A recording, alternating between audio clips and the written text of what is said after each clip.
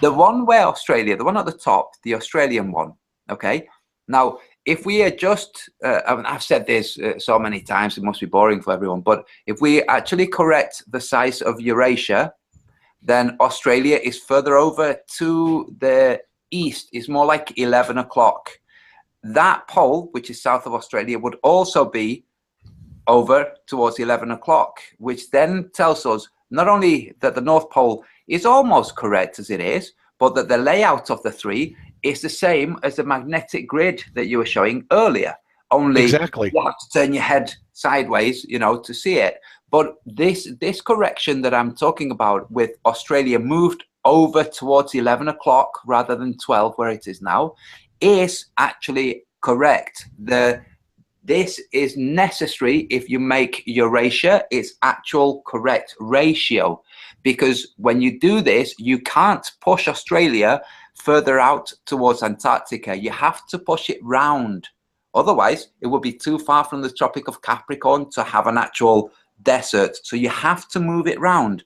Any area related to it, relative to it, like New Zealand, also has to move round. And when you've done this, you end up with New Zealand 1 hour away from Hawaii, which is how it is in the real world. So here you are. So you would have the central pole is the North Pole.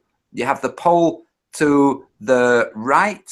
If once you've adjusted it, leaning your head to the left on the previous image, pole to the right would be Australia. The pole to the left would be Brazil. Or if you're looking upwards into the sky, it's the other way around. The pole to the left will be Brazil. The pole to the right will be Australia. That's correct. Yeah. That's correct. And that's the thing, Antonio, because once you start aligning these continents, their true north component to the magnetic flux lines, what it does is it brings Africa around much closer to South America. It swings this tip around. And it also then changes the orientation of Australia as well. But here's the thing. This thing, when we overlay this correctly, and then we go back to, let's see, where is that?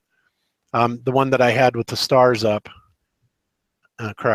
Anyway, wherever it is, I'll find it. But what it does is when you then shift 30 degrees and shift that prime meridian from Greenwich to Giza, then these poles that we're seeing here on the Earth line up with the very same ones that we see in the sky. In other words, it marries the sky and the Earth together in a single coherent magnetic field.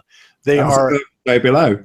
Absolutely. Not only that, but the Gleason's map that we all have has that tape at that point.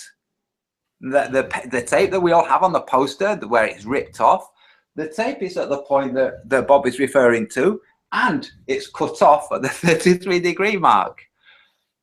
Yeah, the 33rd parallel, that's right. The 33rd parallel is where it's actually at, but yes. And that's interesting, but yes, when you look at the difference between Greenwich and Giza, it's actually about 31 degrees difference on the longitudes. Mm-hmm. Which is all hunky-dory, but again, Cammie and I are looking at this, and it's right in that 31 to 33 degree zone. What a surprise that this shift has to take place. Then, when you start integrating in the rest of the model, here's this. Okay, so here we have the stars, and you can see the same pattern. Here's above the North Pole. Down here is going to be the one, the South Atlantic anomaly is going to match up with this down here. Over here, to the right, you're going to see the one that matches up with the position just south of Australia. In other words, the sky and the Earth, the magnetic fields, which are absolutely married, are one and the same, and they then line up. Now, the reason that they shifted the prime meridian from Giza to Greenwich, in our opinion, is to simply obscure this fact even more so that people are not going to make these connections, all right? But it's too late. They're made.